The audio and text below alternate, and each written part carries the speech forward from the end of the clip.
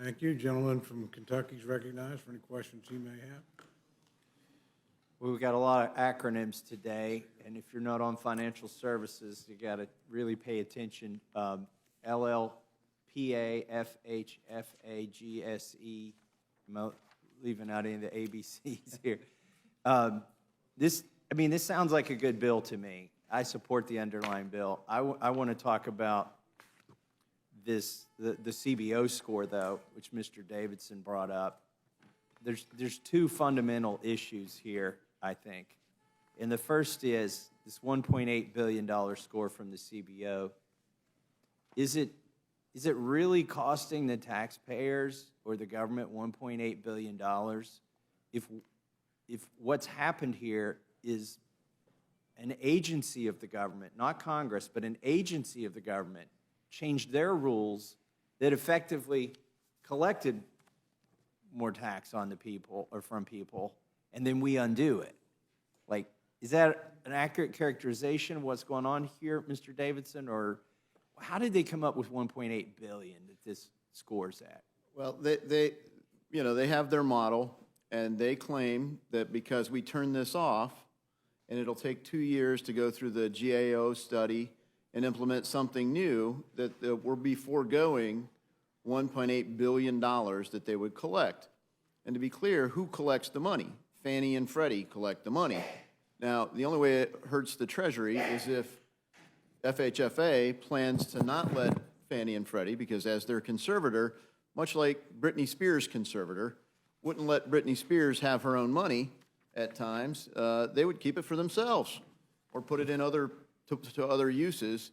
FHFA gets to decide which money gets to be retained earnings for the entities that they really confiscated back in 08-09. They wiped out the equity of it. They took it over. The conservatorship for Fannie and Freddie's gone on longer than Britney Spears' conservatorship did. And so to that extent, they wouldn't be money going to the Treasury. It would be money going to the balance sheet of Fannie and Freddie.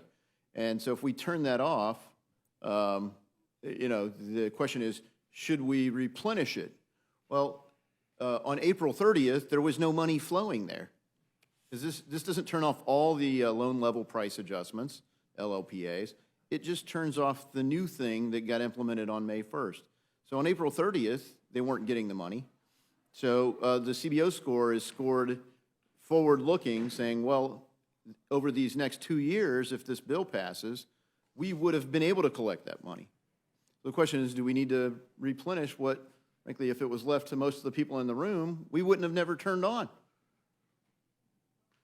So, by the way, that's more nuanced and far more accurate than the way I described it, and I appreciate that testimony because now I understand better the sort of rigmarole that's going on that I think most of Congress is not going to understand before this bill gets voted on, unfortunately. Not as deeply as you understand it.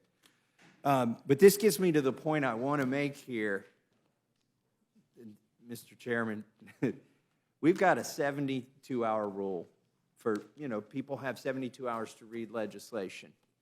And for the first time in the 11 years I've been in Congress, we've been following that rule. We're now in our 6th month, and we're following the 72-hour rule. It's been painful.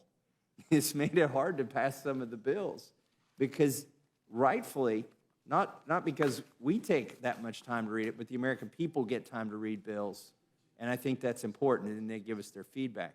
But here's the wrench that's been thrown into this 72-hour rule. When did you find out about this CBO issue, Mr. Davidson?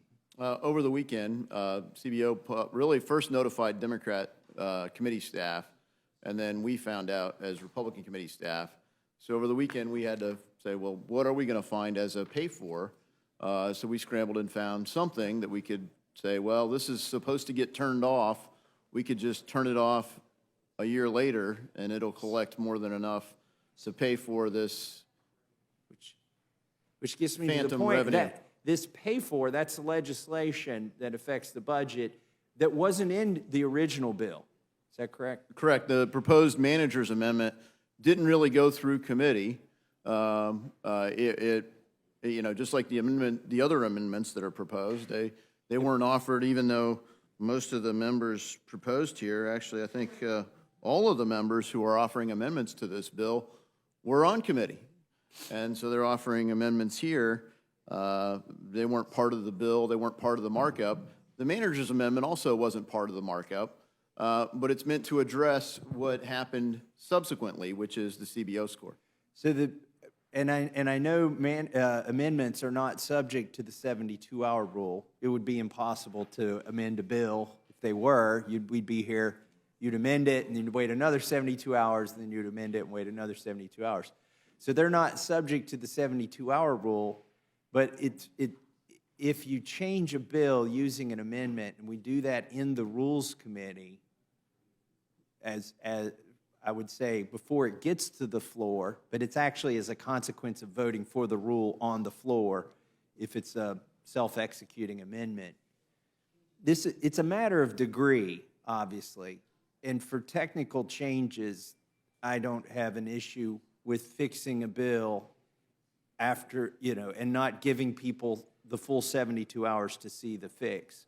But once you start getting into things like how do we patch a $1.8 billion problem that CBO created over the weekend, and I would say created because I don't necessarily agree with the way they came up with this score, that's the thing that I'm wrestling with right now is it right for us to change this bill with less than 72 hours to see it in a way that makes it more amenable to the budget folks? Sorry, I'm wrestling with sort of an existential Rules Committee question. But let me ask you how you feel about the manager's amendment. Is it kind of a take it or leave it? Or yeah, I mean, I think it's a fielder's choice for the Rules Committee in terms of how you apply the rules. And I do think it's, a question for degree. I don't envy your job, nor would I really want to be on Rules Committee. But you do wrestle with these things. And you could see a manager's amendment that is like this, that's okay, we'll find a pay for it to address it. It's not a major change, but it is a change. It's substantive. And it poses a 10 basis point fee on everyone who gets a Fannie Freddie mortgage. I mean, that's a material difference. It certainly would cross the REINS Act threshold if we had that. But if you look at other managers' amendments, we've seen managers' amendments that have been pretty dramatic overhauls to the legislation because it was a deal cut, down in the basement as part of a negotiation somewhere, and this is what all the factions could agree to. And suddenly we're voting on it at 10 o'clock tomorrow morning. And so we've seen that in the past, so I get what you're wrestling with. So I would just say I'm not really for or against the manager's amendment. I could take it or leave it, just like you've proposed. But I think there's a problem here that for all of us, not just the 9 Republicans, but the 4 Democrats, is how do we get CBO to get us the homework in time so that we can honor our commitment to the whole body to do, not just by the letter of the law, because whether we incorporate this manager's amendment or not, we are abiding by the letter of the 72-hour rule, because amendments aren't subject to the 72-hour rule. But the spirit of it could get violated in more extreme cases. Not in this case. I agree with you. This is not one of those cases where a bunch of people cooked up something that changes the entire nature of the bill. The manager's amendment is a technical fix to a technical problem. I think, we can all agree or disagree. We can have differences of opinion on whether the CBO is always right about things. But I'll just close by saying I think long-term we need to address this issue. Surprises are for little kids at birthday parties. They aren't for Congress and the CBO to give us a surprise here in the middle of our 72-hour window that we then, to honor our commitment to the entire body on budget rules and on everything else, we have to deal with. So I don't envy your job, Mr. Chairman. I might have...